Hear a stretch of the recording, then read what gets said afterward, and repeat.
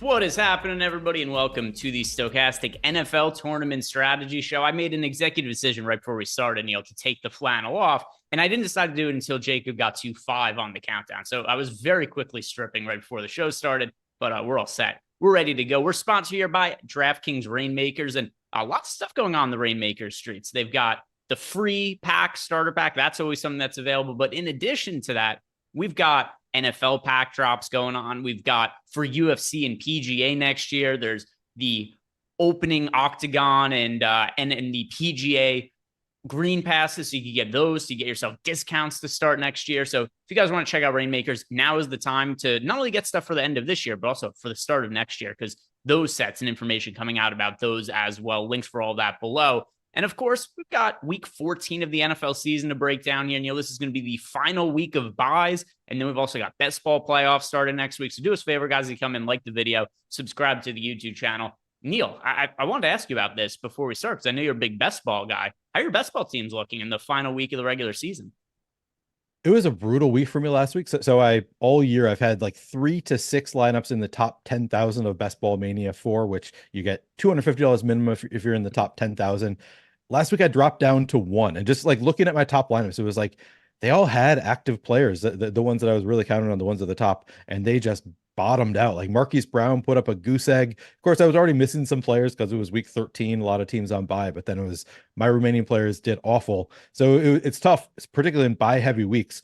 Like the impact of player scores is more important. And I have very little DK Metcalf, Mike Evans, like all the guys who went off last week. So I'm still advancing 23 out of 120 in Best Ball Mania 4. So, better than average advance rate, but overall not feeling great about it. I'm only advancing, I think, 5 right now out of 54 on DraftKings. So it has been brutal for me on DraftKings. Yeah, not my best ball season. How about you? So this was the first year I really did a lot of best ball. I max entered the DK big contest, and I was doing really well for myself until a couple of weeks ago. And I'd have to recount what it is that I'm at in terms of ones I'm expecting to advance.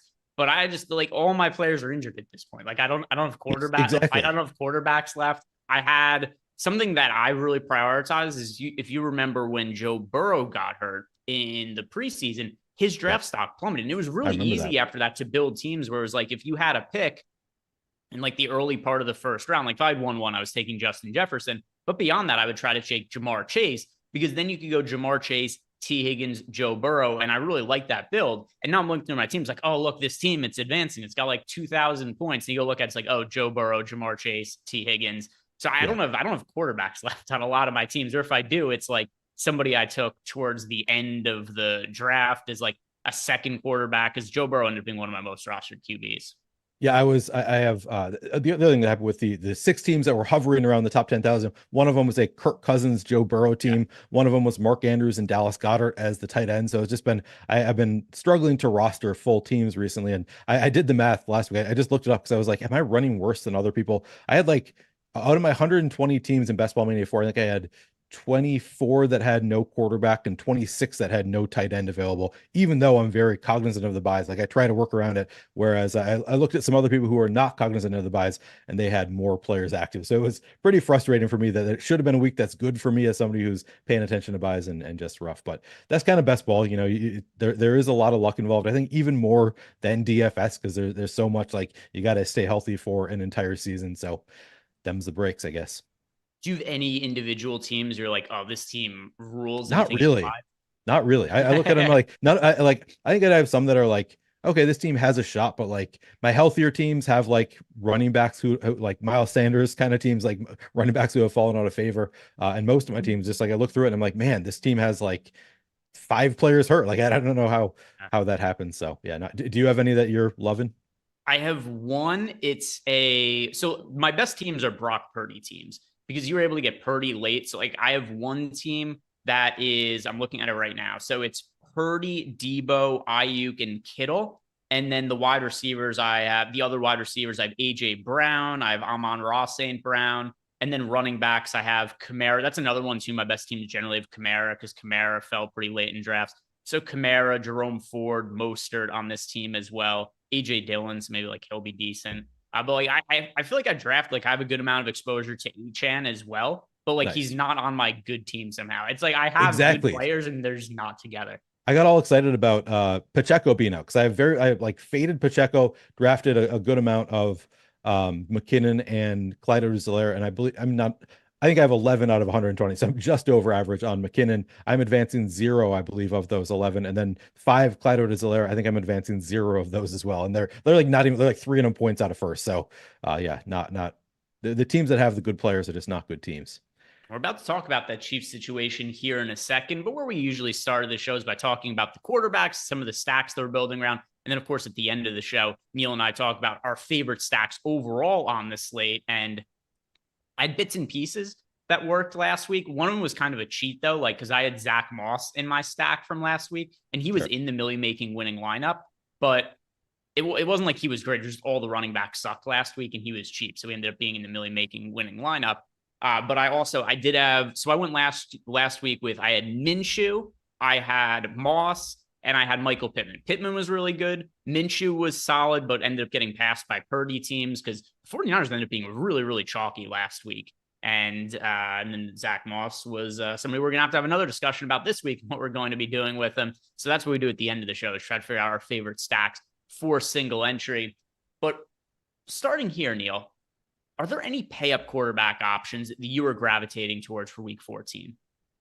Yeah, I guess I've got the top stacks tool pulled up, and I guess I don't have the actual salaries in front of me, but obviously the Kansas City Buffalo game is one of the games that has more explosive upside, probably the most on the entire slate, where both teams have great offenses. So definitely interested in both Patrick Mahomes and Josh Allen, just from a this could go completely off. And looking at the top stacks tool, both look great in the top stacks tool as well. So yeah, I would say I definitely am gravitating toward those two. And then the other one that really interests me is Justin Herbert. Looks fantastic in the tools. That was a game that I was kind of anticipating I would have some interest in. It's actually coming in as a higher owned game than I was hoping it would. But still, a game that just looks great to me. So I'd say those 3 in particular of the high priced options look really good to me. Mahomes, Allen, and Justin Herbert, I think all make a lot of sense here. How about you? Yeah, so I've got Patrick Mahomes is my most rostered quarterback overall as of right now. And it's another slate where it's like kind of weird at quarterback. I mean, Brock Purdy is expected to be uber chalk, like ownership in like the mid to high teens. So Brock Purdy is somebody who, we'll talk about him in a little bit. Like I get lineups with Purdy, but I'm well underweight to the field. It's very rare you see a quarterback who's projected to be, like 15, 16, 17% owned. But I mean, Brock Purdy's the betting favorite to an MVP. People love right now Brock Purdy and the 49ers offense, especially after they just absolutely thrashed the Eagles in a game that was very highly televised, which is probably driving some of the ownership to some extent as well. For me, though, my favorite payoff option, Patrick Mahomes. He's fairly modest ownership. And one thing that I really do like about stacking Mahomes is pretty much all of my Mahomes stacks come with Travis Kelce. And this is also a very shitty tight end slate. So you're kind of killing 2 birds with 1 stone here, where you're getting a stack. It's one that I think is under-owned. And then also I'm getting the tight end position filled, which is just a really difficult position to feel good about, especially when you think that who's the tight end that shows up in the Sims at like a ridiculous rate every single week lately? McBride. But the Cardinals are on a bye this week, so we don't have McBride to play. So that's somebody who literally I get to in like 40, 50, 60% of lineups every single week, but not this one because McBride isn't there. So Mahomes to Kelce, that's probably going to be my most rostered stack of the weekend. Yeah, it's a really straightforward build there. And obviously you love the game environment of just both teams having great offenses. So theoretically, at least has at least the upside to go completely off, where both teams are just trading touchdowns the entire game. So that makes sense to me. Yeah, and then let's talk about some of the mid-range, maybe upper mid-range quarterbacks, and having discussion here about Brock Purdy, who, if this was a cash game show, I would say like, hey, yeah, just play Brock Purdy. He's the best overall quarterback to get to on the slate points per dollar. But for tournament purposes, I run everything through the Sims, and I get to around 10% of Purdy, but that's like half of what the field has. I don't think he's a terrible option until you look at what the ownership is. Just I'm not getting close to what it is. So it's kind of a weird thing where I look at it's like, hey, Brock Purdy is my 4th most rostered quarterback of the week, and I'm nowhere near where the field is at. So what do you make of Brock Purdy relative to his ownership? Yeah, so he looks okay in the top stack tool. We've got him, at least in my latest update, 14% ownership, 16% top stack. So we actually do have a little bit of positive leverage in the latest run of the top stacks tool. So that gives me, some reason to have optimism for Brock Purdy. He's also like, he's both easy and difficult to stack because like compared to Mahomes, he's very easy. Like you've got four pass catching options that you want to pair with Brock Purdy, including Christian McCaffrey, George Kittle, and then Ayuk and Deebo Samuel. So you got the four pass catching options. That's pretty clear. But it's like week to week, it's so hard for me at least to predict which of those pass catching options is going to be great. So that makes it a little bit tough with Purdy, but still, it's not that many different options to choose from. Yeah, I think I'm gonna have some Purdy. He's not like getting such high ownership. Like if he was getting 20% ownership, I would probably fade Purdy. But at the 14% we're projecting him at right now, I think I'll probably be close to the field would be my guess. I don't think that I'm going to be like full fading Brock Purdy. It's a decent matchup with Seattle. So yeah, it's hard. It's hard to take a real hard stance on Purdy. They have a 30 implied team total. Like it's just such a great, like they're expected to score. They have the highest implied team total of the slate by what, like 7 points or so. Like it's hard to really want to fade that game. I guess the Chiefs, never mind, 5 points. But yeah, I have some interest there. I'm not going to be going crazy with my Purdy because I do think if anybody's going to get steamed higher than where we have them, I could see Purdy. I could see him getting up to 20+% ownership. Don't you think that's a possibility? Yeah, for sure. And it's for multiple reasons. Number one, just points per dollar. He projects as the best QB on the slate on every single site you look at. And then also, you always have that little bit of an added bump factor of he's the most talked about player in football right now because he is True. the betting favorite to an MVP. And there's just constant debates about Brock Purdy on social media, which I do think probably subconsciously raises what his exposure is going to be. People just constantly hear Purdy, Purdy, Purdy. And then you go and build lineups just like, oh, yeah, Brock Purdy. We were just talking about him. So I think that's something else that could make his ownership a little bit higher than otherwise would have been. So, yeah, I do think he's going to be somewhere around 20% owned. Yeah, and that's at that point, I think I'd rather just take my shots elsewhere. Just hope that somebody else can really separate there. At 14%, some interest, 20%, like he's totally a fine play. But he's going to be chalky, probably the chalkiest quarterback. Yeah, and there's a couple other contrarian QBs I like. My lineups that I've built right now have very contrarian stacks relative to what our most recent ownership projections are. Justin Fields, I did see we had Brian Berg in the chat said, please tell me Fields will be low owned. So one thing that is going to make this a little bit tricky at the time that Neil and I are doing the show on Saturday afternoon is the last time we had an ownership run, it was when the total in the Bears game was, I think, 3 points lower. So what happened is earlier in the week, that was expected to be a very bad weather game. And now, as we've gotten closer to the game on Sunday, we still need to check in to see what the weather is going to end up being. We are no longer having those same weather concerns we had a few days ago. And one thing that's really made a difference is just you can look at the total, where the total a couple of days ago was 40.5 points. At the time we're recording, it's 43.5. Now, you might think like, well, what difference does 3 points make? Well, think about it. 3 points is what, like 8% or so of 40.5. So if you think of it from that way, and this isn't an exact science, but it's somewhere around like an 8% projection boost to every single player in that game. So right now we don't have Fields projected for all that much ownership. And I really like being overweight to the field on him. We've seen at times Fields is a massive upside for DFS purposes, and you don't have to stack him super heavily either. Like obviously DJ Moore has been somebody who's been a viable stacking partner with Justin Fields that we haven't seen with him in previous years. So that's a good one. But Justin Fields, like you don't have to make like double, triple stacks of Justin Fields to capture all his upside. Yeah, that is true. He's very easy to single stack. Yeah, I mean, we've got him at 10% ownership, which to me, like according to our top stacks tool, that is too high. I would guess our top stack odds on Chicago come up. It is not it is a great spot for Justin Fields. The Lions have given up the third most schedule adjusted fantasy points per game to quarterbacks over the past 5 weeks. That includes giving up more than average against the run for quarterbacks in particular. So it is a great spot for Justin Fields. I don't know.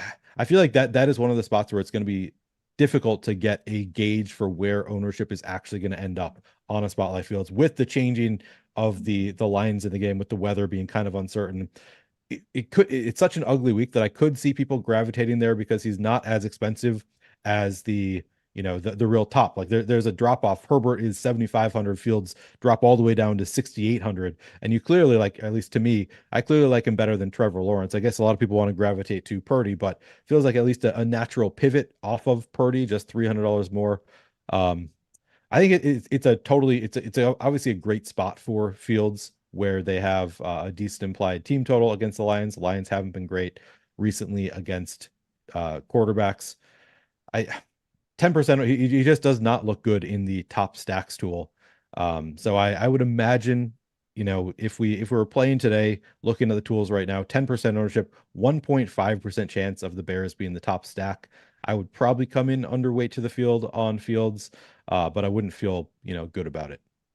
We got somebody in the chat who had brought up, is Geno Smith going to play? Sean Preston asked that in the chat. And my answer to that is, I hope so. I think that it's an interesting way to differentiate your lineups off of all of the Brock Purdy and San Francisco ownership, playing the other side of the game and going with Geno Smith, because this is another very contrarian quarterback. And I'm assuming Geno Smith is going to play. Another one, we need some updates as we get closer to Sunday. I'm not massively concerned about his availability. But especially if this is going to be a game where the Seahawks play from behind, Geno Smith throwing the ball a lot, I don't imagine this is going to be a game where they're going to be running a ton. I think it's a pretty good spot for the Seahawks offense, not because of what the matchup is, but because what I think the game script is going to be. Yeah, that is true. They should be forced to pass. Yeah, I don't know if Geno Smith is going to play. I know they called up or they signed somebody off the practice squad. I forget what exactly change they made, but they called somebody up at quarterback that made me think maybe he's actually not going to play this week. But I don't think we don't know yet whether Geno Smith is going to play. I'm probably not playing whoever the Seahawks quarterback is against the Niners either way. Personally, I guess maybe it just affects the extent of your interest in the Niners if the Seahawks are able to, play Geno Smith and maybe keep it close. But I'm at least not going to the Seahawks quarterback. And the only other quarterback that I'm getting to is like a core play for me, Jake Browning, who I'm interested to see what his ownership is going to be too, because he looked fucking good last week on Monday Night Football. And I've been saying this throughout the week that of all the games that we've seen this year in primetime, I think CJ Beathard versus Jake Browning was probably like the highest level of quarterback play we've seen in a primetime game this year. And this isn't even me like shitting on other quarterbacks as much as Browning played extremely well that game. And Beathard, after Lawrence got hurt, he was nearly flawless towards the tail end of that game. So I was pretty impressed with Browning last week.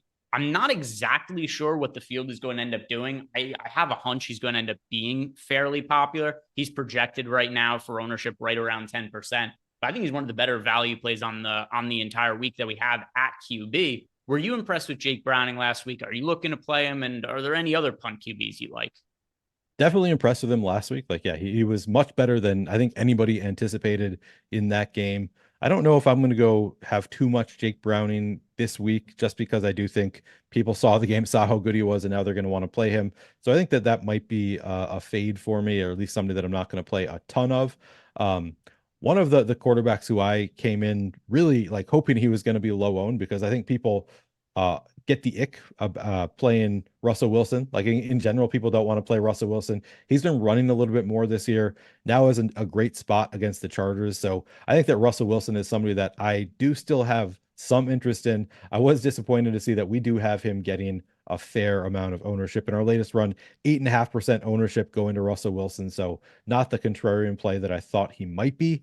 But I think that is still a spot that I'm willing to go to at 8.5% ownership, and hopefully it comes down, by tomorrow. I don't really see Russell Wilson getting a ton of steam either way. Like I would be surprised to see Wilson get, we talked about maybe Purdy gets up to 20%. I'd be surprised to see Russell Wilson get up to like 14%. Like I don't think that he's the type of quarterback. I think people just don't like playing Russell Wilson. So I don't think he's likely to get steamed. In which case, I still have some interest at 8%, whatever we have Russell Wilson at. Anything else at quarterback that stands out to you want to talk about? I do have some interest in Jared Goff. I think that was, looking at the game to start, I thought that game was gonna stand out to me. The Bears have been a lot better than I thought they were. Like early in the year, they were not great against the pass. They've been much better against the pass recently.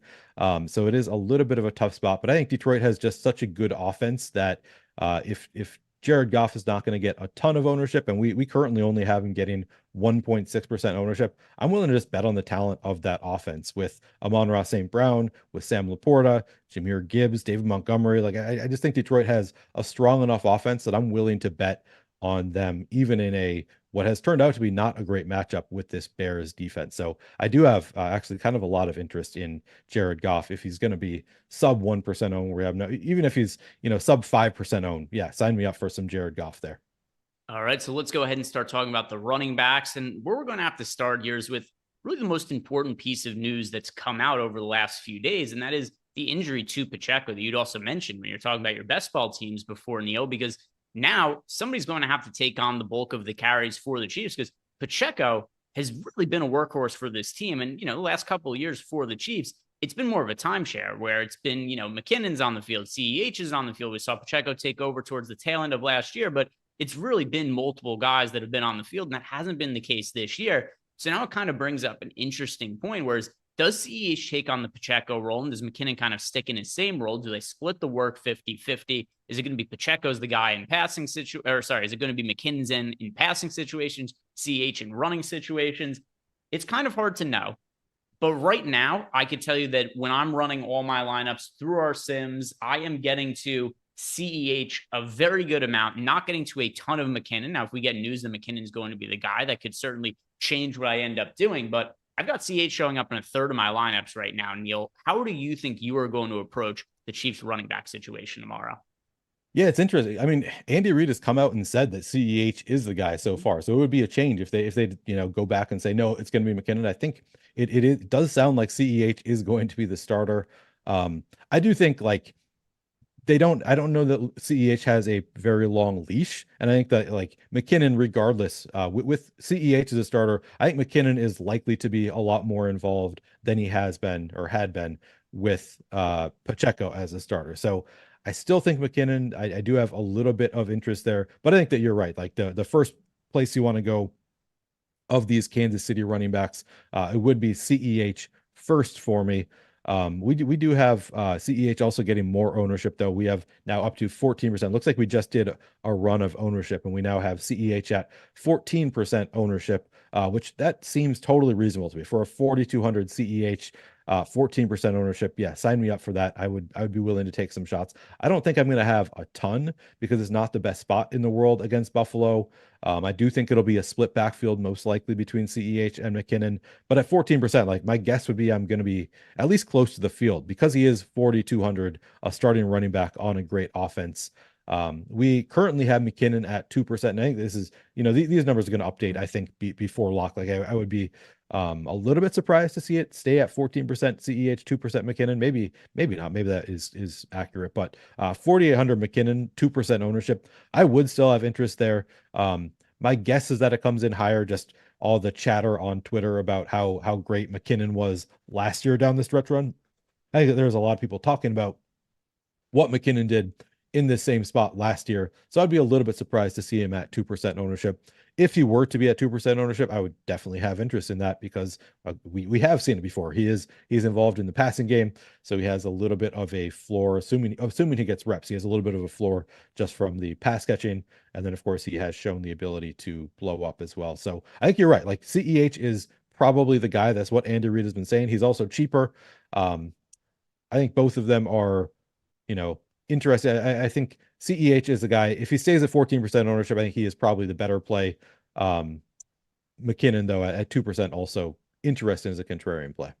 Yeah, and people in the chat asking who we like as a pay up running back. And the answer to me is McCaffrey. If I'm paying up at running back on FanDuel or DraftKings, I'm going to be landing on Christian McCaffrey, another guy who's showing up in about a third of my lineups right now. Very expensive at both DraftKings and FanDuel. But we do have this added piece of value now in Clyde Edwards-Helaire and potentially Jerick McKinnon that we didn't have yesterday when Lofty and I did the sim show. And it does really change the outlook of my lineups because by getting to a cheaper back in a CEH who shows up in a third of my lineups now, it means a couple of things. Number one, it means my exposure to Zach Moss comes down. He's still the running back I overall get the most exposure to running everything through our data, but also gets more of Christian McCaffrey because we have a source of salary savings that we just didn't have earlier in the week. So Christian McCaffrey, in a weird way, is benefiting from the absence of Isaiah Pacheco because it gives us this value piece that makes it easier to get to him. So Christian McCaffrey is chalk. And earlier in the week, I thought that it was a chalk piece that was just going to be hard for me to get to because of the salary constraints. And then once more value opens up, it's like, oh, okay, I actually can get to McCaffrey at his ownership.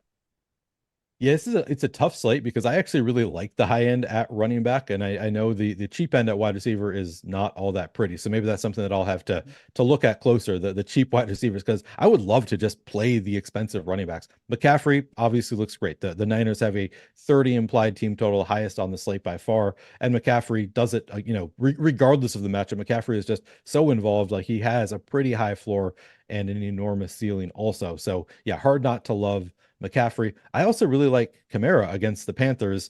Also one of my biggest best ball mistakes, by the way. I've like full faded Kamara, so that is crushing me. 13% ownership currently going to Kamara in one of the better matchups you can possibly have against the Panthers. He's also $1,000 cheaper than McCaffrey, so I actually have a lot of interest there. And then if you want to get really ugly, so the Chargers have been talking about changing up what they're doing at running back. So like they might, Austin Eckler might get phased out a little bit based on what Brandon Staley has been saying recently. I think that's going to drive down ownership on Eckler. He's 7,600 in a nice spot against Denver's run defense that has had some games where they just not as many, not so much recently, but early in the year at least, they were getting absolutely crushed, and they do seem to be kind of a reborn defense. So maybe I'm overstating the matchup here, but still, over the past 5 games, looks like they're about 12th or so in terms of schedule adjusted fantasy points given up to running backs. I still think that it is a spot where the Chargers could put up some points here on them. And I also think, like, this feels like a spot where they're saying they're gonna work in other running backs, maybe try new things at running back. I still would be surprised to see Eckler not get the bulk of the carries. And you can't. I'm sure every running back in the NFL is motivated, so I don't want to say he's going to be extra motivated after those comments, but you do see it like pretty regularly, having somewhat frequently players like get kind of called out and then they come in and have a better game than they have had in recent weeks when you're least expecting it. And I could see that happening here with Eckler. I like the spot. We've got him at 6% ownership. I think at 6% ownership, it's hard for me not to have some interest in Eckler against the Broncos here in a game environment that I really like. So I actually think that across the high end, and then of course, Kyren Williams has just been so good. He gets so many opportunities, hard not to have some interest there as well. So really across the top of the end, the top end running backs, I do have interest across the board. I'll just have to figure out other cheap players that I can work in there. And I guess maybe just playing through running backs and having CEH be one of them. Maybe that is one of the tricks to unlocking these guys, as you said with McCaffrey. But I really do like the high end running backs this week. Yeah, I get to 11% of Kyren Williams in the lineups I've built right now, which is about double the field. So if I'm going to go to one of those contrarian guys, relative to the ownership on McCaffrey, we've got Kamara, Eckler, Kyren Williams. I like Kyren the most. He has a terrible matchup on the road against Baltimore, but I kind of wonder if his workload just exceeds any sort of matchups or just overall expectations that we would have in terms of efficiency. Because you look at some of these games that he's had, and it's like, all right, last week he averaged 4.2 yards per carry, but when you get 21 carries, 88 yards, he gets all the goal line touch. He gets targeted 5 times in the passing game. It's like he kind of had a shitty game and he scores over 20 fantasy points. And it's not the only time we've seen that with Kyren Williams either. Going back to the start of the year when he was really popular in DFS, we're having games where he was averaging like 3.5, 3.7 yards per carry, and it was leading to like 28 and 30 fantasy points because he touches the ball like 30 times in some of these games. Where if we look at some of those games I was referencing earlier in the year,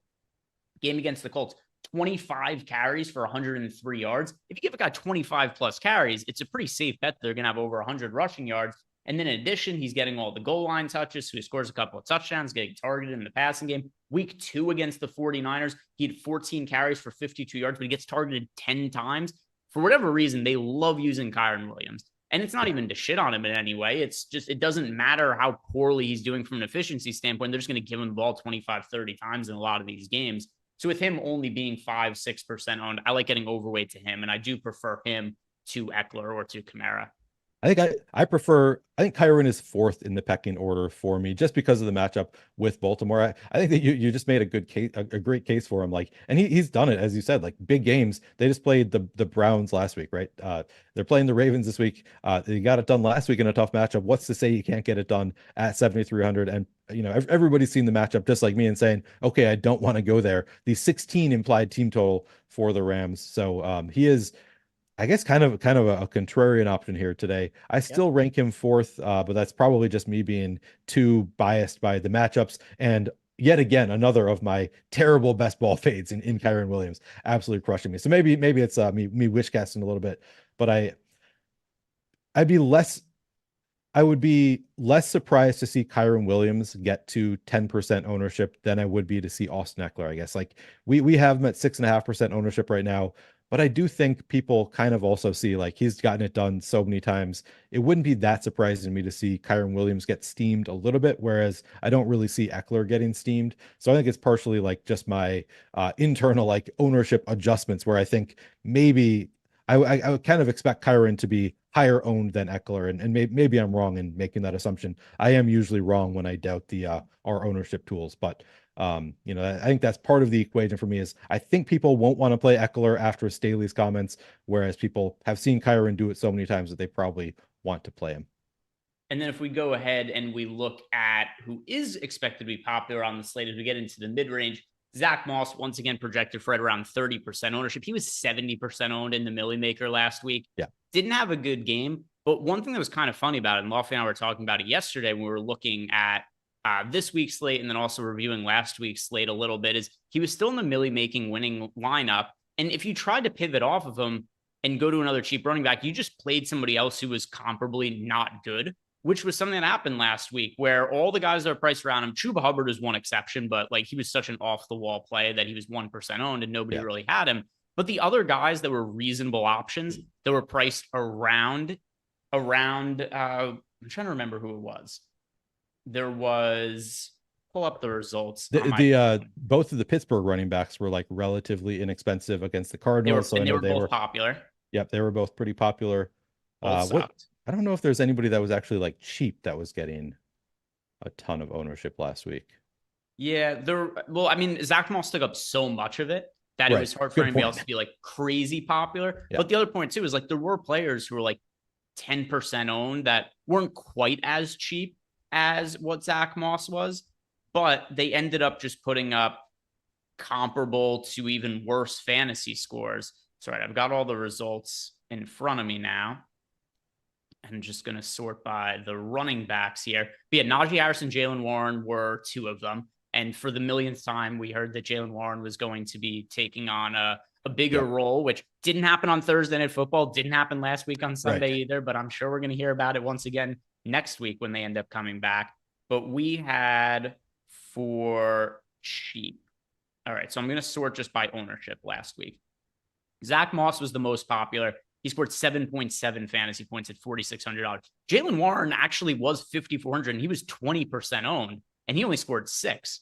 And then you had Ramondre Stevenson, another one. He was only 6K. He scored 3.9. Now it comes a little bit of an asterisk because he was hurt last week, got injured during the game, but still only scores 3.9. Javonte Williams scored 10 at $5,700. He was somewhat popular. Najee Harris scored 9.7 at $5,200. So it's like any of these guys you tried to go to pivot off of Zach Moss, you got, for the most part, like 1 or 2 less fantasy points, and they're also a little bit more expensive. So that's how Zach Moss landed in the Millie making winning lineup last week. Now, all of that aside, I'm going back to Zach Moss again this week in a good matchup against the Bengals. The results weren't really there last week, but the volume really was, and that's what I care most about. Zach Moss had 19 rushing attempts last week, also had 3 targets. He was on the field for basically every single snap that the Colts ran. So the opportunities there, I very highly doubt people are going to get there at the same rate they did last week, just because people are going to go like, he only scored 7 fantasy points. I don't want to play him again. And then they're just instead going to play somebody else who also didn't score a lot of fantasy points last week. So I'm going back to with Zach Moss this week. How about yourself? Yeah, so I did not play a ton of Zach Moss last week. I think I had like 10% Zach Moss, which I was going back and forth. On the show last week, you might remember I was like, he looks great, but also this kind of feels like a spot where I might want to fade him. I ended up largely fading Zach Moss, and he had so many opportunities. And then it goes to overtime, and they like get it down to the goal line. I was like, okay, this is where I'm finally going to get screwed. So I kind of lucked out in the outcome for Zach Moss, and still it ended up I lost most of my money because of the reasons that you said. Like any other running back that you played didn't do anything anyway. So like the full fade, like, yeah, sure. If you told me Zach Moss was going to score 7.7 fantasy points, I'd be like, hell yeah, that went really well for me. But it didn't, because nobody else did anything either. I am with you on Zach Moss this week. I like him as a play better this week than I did last week. We have him at 30% ownership, so it's not like we have him coming in low owned yet again. But I would be. I think that you are right in that, like, just making the like the mental like slight adjustment. Like, I'd be surprised if Zach Moss gets up to like 50% ownership this week. I'd be less surprised to see him get 20% than 40%. Like, I think that it's more likely that the ownership is lower after the game that he had last week. Decent matchup with Cincinnati. And as you said, the opportunities were just there in bulk last week. Actually, sorry, great matchup against Cincinnati, 29th in terms of run DVOA on the year. Yeah, Zach Moss, definitely one of the running backs that I'm going to be heaviest on this week against the Bengals, just given what we've seen from him in the past and the matchup this week with Cincinnati. Everything lines up for a great Zach Moss week. So I'm totally with you there. And then I like Jake Browning as a quarterback option this week. I like Jamar Chase a little bit as a pay up at wide receiver, although I'm not getting to a ton of pay up wide receivers. We'll be talking about them in a second here, but it fits really well with some of the lineups. So, like, Jake, you could go Browning with like Jamar Chase and then Zach Moss in there, and you've got yourself a game stack. So he fits in with some of the other players that I get to on this slate as well. And part of that also is I like Joe Mixon on the other side. And these are two running backs in Zach Moss and Joe Mixon. They're both involved in the run and the passing game. So oftentimes it is negatively correlated to have running backs from opposing teams in the same lineup. I don't think it's the case with Zach Moss and Joe Mixon, because if the Colts are losing like 20-13, Zach Moss isn't coming off the field. He's just going to be on the field in passing situations instead. He's going to be getting targeted a lot. And the same goes with Joe Mixon on the other side, where he's going to be on the field and involved in a lot of passing situations should the Bengals be behind in the game. So another running back that I like in the mid-range is Joe Mixon. He's picking up some ownership as well, but it's $6,100 on DraftKings, reasonably priced on FanDuel as well. I like Mixon. Yeah, Mixon looks totally fine. Nice matchup with the Colts, 26th in terms of run DVOA on the year. Maybe I'm just not as much of a believer as I should be in Browning, because I'm like, this feels like if that team is going to get steam, it feels like a little bit of could be a fade spot, just like, assume that your priors are correct rather than what we saw last week with Jake Brown, and just hope, like, you fade the game maybe and just hope that that he turns back into a pumpkin and they aren't able to move the ball at all. I think I'll probably have some Mixon. I'm not going to have a ton of Mixon. We've got him at 20% ownership, 17% optimal. So I think that gives me, all of the excuse I need to be underweight to the field on Joe Mixon and make no apologies. So I think I'll be underweight to 20%. I'll probably 10% or so Joe Mixon in my lineups this week. I don't want to full fade him. It is a nice spot. He's just, I feel like he's just bad. Like, he just never in great spots. He so often lets us down. So if he's going to be chalky in a great spot, I think I'm willing to bet against the offense and hope he doesn't get there. But I mean, as you said, he's involved in the passing game. He has a pretty decent floor and has, shown the ceiling at times. So yeah, looks like a totally fine play. I think I'll probably try to find more contrarian plays than Joe Mixon. And then, I mean, like, I didn't have a prior opinion on Browning before last week. Anyway, a backup quarterback comes in, you just go like, oh, this guy probably sucks. It's not like I had any reason to think Browning was no good as a quarterback, though. It's not like I'm grinding his college tape or anything. There was limited sample size on him in the NFL, but we've now seen him play 4 games, and the numbers are actually really good. He's averaging 8.3 yards per pass attempt. His quarterback rating is 107.3 in the 4 games he's appeared in this year. So the numbers that we've seen from him overall are good, and I don't really have anything else to look at. And as far as the rushing upside goes, it seems to be some of it, at least 4 games, 10 rushing attempts. So 2.5 carries he's averaging. He averages 7 yards per carry. He's also had a rushing touchdown. He has also broken off a 21-yard run at one point this year. He's only turned the ball over once across the 4 games he's played in. So I think there's a lot of positives about Browning. He's really cheap. So also, just in general, I think that game environment helps Zach Moss. It helps Joe Mixon. Yeah, I hear what you're saying, and I think that you make a good point. Like, yeah, I don't have a ton of like prior knowledge of Jake Brown, just that he's a 27-year-old quarterback who, from what I heard, was not expected to be very good. I guess it's just, to me, it's like a small sample size. It's one of those situations where we have a small sample size. I think that there's a wide range of outcomes. So I'm just letting ownership dictate what I do with Jake Brown and with the Bengals in general. And we just have a decent amount of ownership going there. And if the ownership is going to be there, it feels like to me a spot where I want to fade it. But you are right. We have, not a tiny sample size at this point. We have at least a little bit of a sample size, and Jake Brown has looked good so far. The matchup is fine. He has shown some rushing ability. So I hear what you're saying. I think that I'm going to be underweight to it, but don't hold me to that, because I think you make a good point. Like, from what we've seen, the price looks right there. And then on the cheap end, if I'm punting at running back, we've talked, multiple times. It's hard to find punt running backs this year. And then all of a sudden, back-to-back weeks, we get Zach Moss last week Clyde Edwards-Helaire this week. So if I'm going really cheap at running back, it's CEH and nobody else really stands out. Is there anybody that I'm missing there? Is there anybody like in that sub 5K range on DK that you think outside of like Clyde Edwards-Helaire, Jerick McKinnon do warrant consideration? Outside of those two, I guess if you want to take Brandon Staley at his word, and you want to fade Austin Eckler and try like Joshua Kelly, I guess you could, because he, decent matchup there for Denver. Maybe I'll take some shots there. Maybe I will try to take Brandon Staley at his word that they're going to try new things at running back, maybe work other guys in. So he'd be somebody you could at least make a case for. I don't know that there's anybody that I love though, of these cheap running backs. Roschon Johnson, I mean, we've got Deontay Foreman coming back. So I think that it's going to be, a committee there. But Roschon Johnson he got the bulk of the work the last time out. Do I have this up in front of me? Yes, I do. Just want to confirm what I'm saying is, why is that not working? Oh, they didn't play in week 13. Shoot.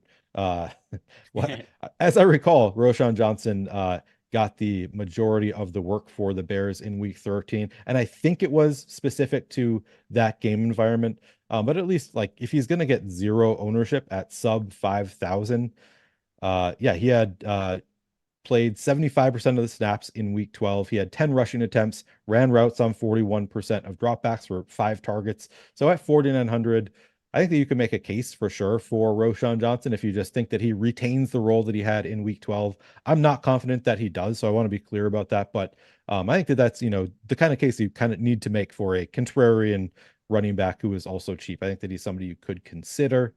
For the most part, though, I think that I am going to be paying up, at least like relative to the guys who were like 5,000 and cheaper. There's not a ton that I really love. Yeah, so nothing else I really want to bring up at running back. If there's nothing else that you want to bring up here, let's get to the wide receiver. So nothing else at running back, Neil?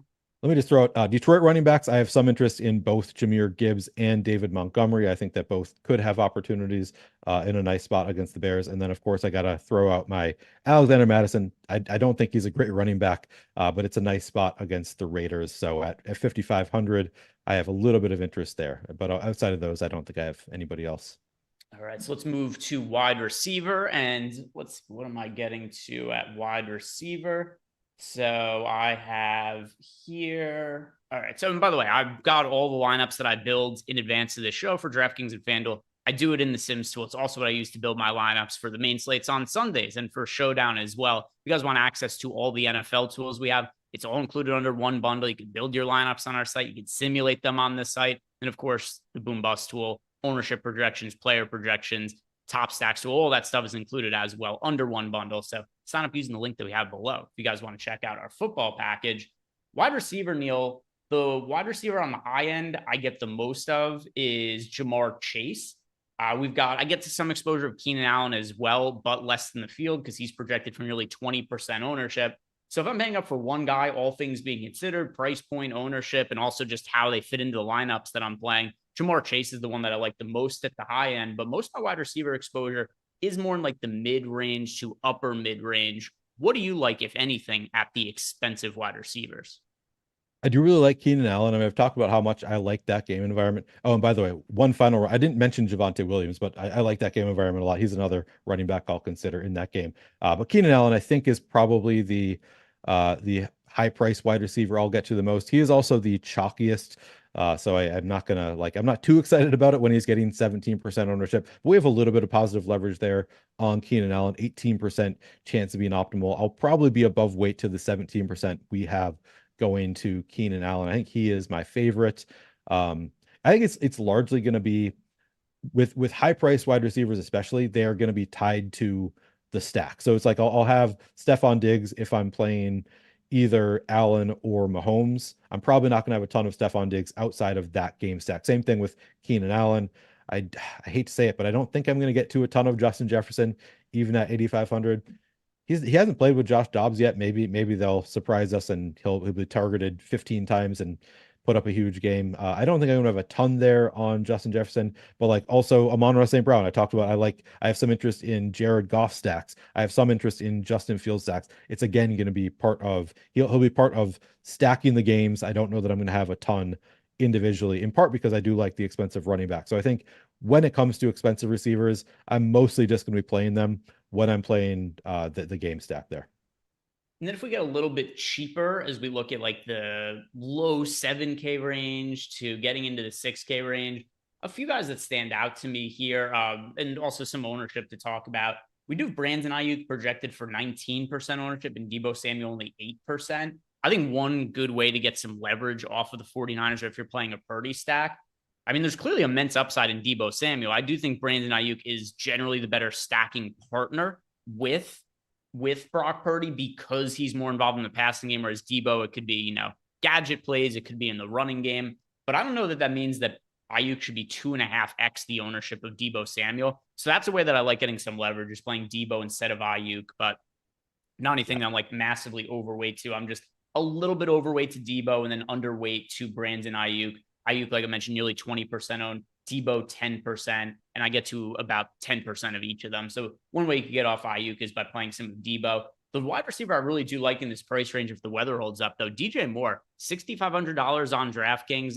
If you're going to play lineups that have Justin Fields, DJ Moore has silently had a very big fantasy season. He's been inconsistent, but it's for a couple of different reasons. Number one, Justin Fields has been in and out of the lineup. He's been banged up. That's probably had some impact on DJ Moore. If we look at some of these games, he had the Thursday night football game against Washington where he had 8 catches for 230 yards and 3 touchdowns. Last couple of weeks, 13 targets and 9 targets led to 11 and 7 receptions. DJ Moore playing with Justin Fields has drawn a ton of targets more often than not. So that is a combination I like, especially if DJ Moore is going to remain only 5% on. Yeah, I would say that he is another example of somebody that I'm probably only playing in game stacks. I don't think I'm playing a ton of DJ Moore like outside of Lions, Bears game stacks, but he does make a lot of sense, and he's going to be a big part because I am playing a lot of that game. I'm going to have a good amount of DJ Moore. I just think on the days when DJ Moore puts up a big score, Justin Fields probably is going to also, especially with the rushing upside that Fields adds. So I like him particularly in field stacks. You can certainly play him on his own. As you said, he's put up some huge scores this year. I just think they typically correlate with Fields also putting up huge scores. So I like him better in field stacks than outside of them. Man, I see that Brandon Katz is back in the world. He's in the YouTube chat, and apparently he's agreeing with a lot of the things that I'm saying here, which is different from normal. So I don't know what to make of that, but Brandon, good to see you back in the YouTube chat there. And anybody, if you want to support our shows, you just like the video, subscribe to the YouTube channel. Take a half second to do that. It really goes a long way in helping us keep our content free. Other wide receivers in the mid-range, Neil, anything that stands out to you as being a priority guy in like this 5 to 6K range? Yeah, I mean, I keep going back to that Denver Chargers game, which I keep talking about it, and it's probably going to be like 17-10 kind of a game. But I'm hopeful that they could put up big scores because the defenses aren't great. I think the offenses have upside. Cortland Sutton at 6,100. We have him over-owned, 9% ownership, 6% chance being optimal, but I like him in the spot. I think he'll be, again, part of those game stacks mostly. I actually have some interest in Jerry Jeudy, and I think that sometimes I kind of just default to the guy who hasn't really done it, but we've seen the talent in the past. We know he'll get some targets. We actually, and Jerry Jeudy is 4,700 because he hasn't really gotten it done this year. And I still think he has at least the upside for big games. Like he's still the wide receiver 2 there in Denver. So at 4,700, he is a player that I have some interest in. We do have him slightly over-owned, so not too excited about it, but kind of interesting there. Trying to see if there's any other like real priorities in the mid-range. I have one that I'm getting to a lot here, and that is Rashee Rice's recent uptick in workload is pretty interesting to me. It's been very difficult all year to find that if you're playing Patrick Mahomes, yeah, you stack with Travis Kelce, but what wide receiver do you pair him with? Rashee Rice had the really big game in week 1, and then we kind of saw his workload tail off. 9 targets last week, 10 targets the week before. This is a guy who we saw the Chiefs use some draft capital on. He's appeared to be very talented when he's been out on the field. Kadarius Toney has fallen out of favor because That seems to be what always happens with Kadarius Toney. No matter where he's at, different teams, different situations. Ultimately, the coaching staff and him have a falling out. But all this uptick workload by Rashee Rice, I do have Patrick Mahomes as my most rostered quarterback. I'm primarily stacking with Travis Kelce, but I like Rashee Rice being a part of those combinations as well as part of double stacks. So Rice in a game that should be pretty high scoring against the Buffalo Bills, he's my favorite wide receiver by a mile to get to from the Chiefs. And if his recent workload is something that's going to sustain, I think he's way underpriced on both DK and FanDuel. Yeah, 9 targets last game, ran routes on, I want to say like 2/3 of dropbacks. He was running routes. So that's kind of promising. It's at least an uptick for where he has been. And who knows, maybe it continues to tick up for Rashee Rice. Yeah, I definitely think he's in play. We do have him getting some ownership, 17% ownership going there. So, not a super contrarian play, but I agree. Like he makes sense. After Kelce, he would be the next best stacking partner with Mahomes. So yeah, I'm with you on having some Rashee Rice interest. Elijah Moore at 4,500 is actually somebody who I have some interest in with Joe Flacco quarterbacking. They have history together in New York. Last week we saw Elijah Moore was very involved in the game plan. Joe Flacco was targeting him and even targeting him downfield. So I do think Elijah Moore at 4,500 is somebody that I have some interest in. I'm not going to go overboard there, but yeah, it's not a great spot against the Jaguars. He's the sub 5K wide receiver I get the most exposure to when I run my lineups through everything. And, Amari Cooper not expected to play. Elijah Moore also is somebody who's very talented. And another guy, I mean, the targets have been there with different quarterbacks playing for the Browns as of late. And also, like I said, Amari Cooper banged up. And we've already seen the last 4 games, Elijah Moore, 7 targets, 9 targets, 12 targets. It's kind of like we were talking about with the Kyren Williams situation before.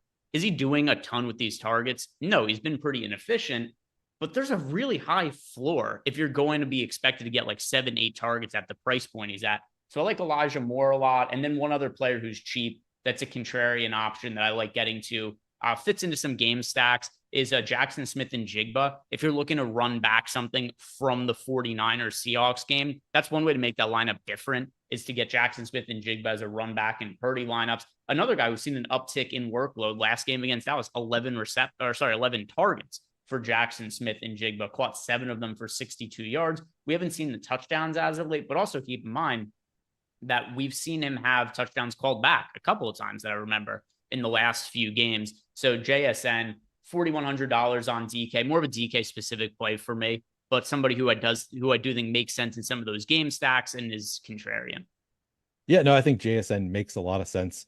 He had that touchdown last week that got called back, changes everything if he scores that touchdown. So yeah, I'm with you on JSN as somebody that I'm going to have in some lineups. Part of me is wondering if I'm overlooking the Colts as like a full-on stack. Didn't bring up Gardner Minshew when we were talking about quarterbacks, but sort of interesting. Alec Pierce is only 3,700. I know Lindquist was on him last week. We saw him end up actually, he ran routes on 87% of dropbacks last week. So Alec Pierce kind of like for a little while seemed to be falling out of favor. Josh Downs seemed to have surpassed him as a wide receiver too.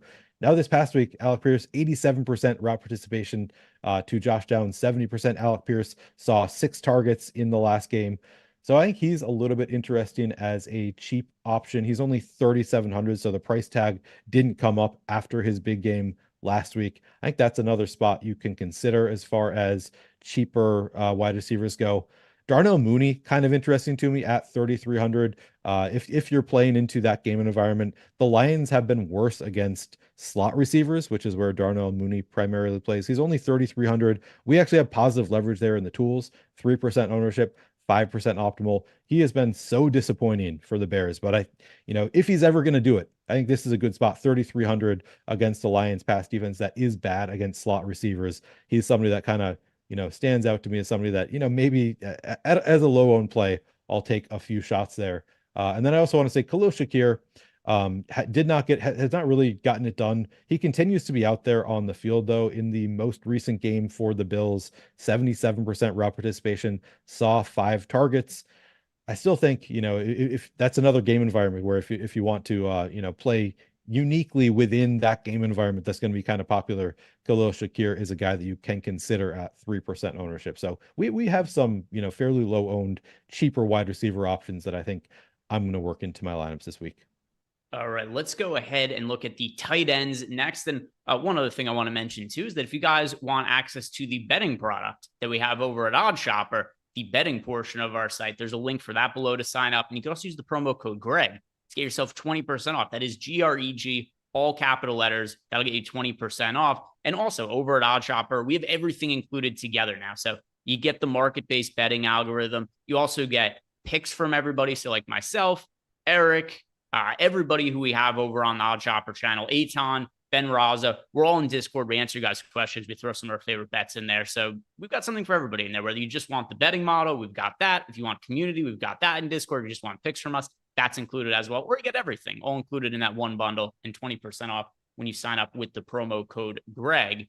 Let's look at the tight ends, Neil. And this is kind of a disaster of a tight end slate, in my opinion. I am really spread out. I do not have a single tight end in more than 20% of my lineups when I ran everything through the Sims. And a couple of things that are notable about this. Number one, I've had a lot of weeks this season where I've played a bunch of double tight end lineups because that's what's kind of projected to be optimal. That's happened less the last couple of weeks because we had an actual value play running back last week in Zach Moss. This week, we have a very cheap one in Clyde Edwards-Helaire, which minimizes the need for me to save salary with some of these double tight end lineups. And then the tight end options, I don't like them all that much. Travis Kelce is clearly my favorite, but he's expensive on both FanDuel and DraftKings. So I get to him in 16 and 18% of lineups across the two sites, which makes him my most rostered tight end. But it's not like I'm jamming him or anything because the price becomes a little bit of an issue. He's in most of my Mahomes lineups, but I don't get quite as much of him in lineups that are outside of Patrick Mahomes. Is there anybody you look at a tight end and say like, oh, that's the guy this week? No, I think I'm with you. I think it's going to be pretty spread out for me. And I don't think it's that ugly. It's just like it's not very clear. Like there are a lot of tight ends that I think have a shot to put up a big score, but nobody that I'm like expecting a huge score. So I think it's kind of just I don't know. It's a hard to read. A lot of wide range of outcomes for a lot of different tight ends. As you said, Travis Kelce looks really strong. We have, in terms of optimal odds, we have 4 reaching double digits. Travis Kelce, David Njoku, Kyle Pitts, and George Kittle in there. Of those 4, the only one that I'm pretty sure I'm not going to play much of, and man, it's kind of crazy to say. Do I really mean? I was going to say, I don't think I'm going to play a ton of Kyle Pitts. I just don't think that he looks healthy out there. He's 3,700. It feels insane to say I have like very little interest in a $3,700 Kyle Pitts, but he just hasn't gotten it done. I don't think I'm going there. So outside of Kyle Pitts, I do like Kelce, Njoku, Kittle all look good to me. I think I'm going back to Isaiah Likely. He hasn't really gotten it done. But they did say they want him to play that Mark Andrews role in their week 12 game. He ran routes on 69% of dropbacks. He was, tied for second on the team in that game, saw 5 targets in the game. So I do think like we saw it last year, some games, some big games for Isaiah Likely when Mark Andrews is out. I think I'm still willing to take shots there and hope that they stick to their word when they say that they want to use him in that Mark Andrews role now that Mark Andrews so he kind of stands out to me as somebody that I think I'm more interested in than the field. I like Laporta, but he's 6,100. I'll probably play him only in game stacks for the most part. I like Kincaid similarly though, just in game stacks for the most part. Yeah, it's going to be a spread out tight end week for me as well. Yeah, and if I go through the ones that I get double-digit exposure to, it's Njoku, it's Kittle, it's Kelce, it's Pitts, it's Cole Kmet, but none of them popping up a ton for me. And like, I don't feel great about Kyle Pitts either. He shows up in 11% of my lineups here, Neil. But then I look at the other tight ends, like I don't feel great about a lot of these other guys either. Kyle Pitts had 2 games the entire year with double-digit fantasy points. Just crazy. He was somebody who, even like last year, coming off a disappointing rookie season, he was getting drafted, like fairly highly in redraft leagues and best ball. And yeah, just everybody's kind of off of Kyle Pitts. He was the biggest conversation every single week for the longest time. And he's kind of been supplanted in a different way by the Achane conversations. And we kind of missed out on that when Achane went on the IR and then got re-injured after that. But Kyle Pitts was Achane before Achane in terms of the guys that everybody was debating online. If I'm looking for a contrarian tight end, Brevin Jordan at $3,100, we saw him get more involved with the Texans, which makes sense because Dalton Schultz banged up for them at tight end. So Brevin Jordan, last game, 4 targets, caught 3 of them for 64 yards. We know how good CJ Stroud is. this is an unknown cheap tight end who's going to be in a pretty good situation with a very good quarterback. So that's my contrarian tight end that I like. Yeah, I like the call. It's, it's obviously a tough spot with the Jets, but yeah, just he's cheap enough and has enough opportunities that could work out. Colin pointed out the reasons to play Kyle Pitts. So, I'm ready to write him off. And Colin says Kyle Pitts week, he's in a smash spot against a team that can't defend the slot, and he gets all his targets from the slot. That's fair. Like he looks good in the tools. So I'm probably wrong to say that I want to just fully just avoid Kyle Pitts. I think he's burned me too many times at this point. I've let Kyle Pitts into my lineups for a couple of years now, and he just hasn't gotten it done. But that's a fair point that he, still looks okay here. Yeah. I have no confidence in any of these tight ends other than Travis Kelce, and it's so difficult to get up to him. So I'm gonna have like 20 tight ends in my pool, and there's just gonna be different guys gonna be rotated into different lineups in the Sims based on who the quarterbacks are and the run backs, which it's just the way tight end is looking. Some of the other slates, it's been like, hey, just jam McBride, but we don't have it as an option. So let's finish with this, Neil. And if you guys haven't done yet, like the video, subscribe to the YouTube channel. Shout out to Rainmakers, who is sponsoring the show. If you're making one lineup, Neil, whether it be single entry or a large field tournament, what would be the quarterback and the stacking options you go to in that lineup? All right, I feel like I've talked over and over about this Denver and Chargers game, so I should probably just go there. I'll just do that. I'm just going to go Justin Herbert, Keenan Allen, and I think I'll just leave it at those two, Justin Herbert, Keenan Allen. Mahomes, Kelce, and Rashee Rice. That's the one that I'm landing on as my most rostered stack now. So that's what I'm going to settle on. Mahomes, Kelce, Rashee Rice. I feel like you can never go too poorly if you're going Mahomes, and it's not like he's expected to be all that popular for this slate either. So let's go Chiefs. Guys, once again, if you haven't done it, like the video, subscribe to the YouTube channel. Good luck in week 14, and Neil and I will be back here next week to break down week 15 of the season. Peace out.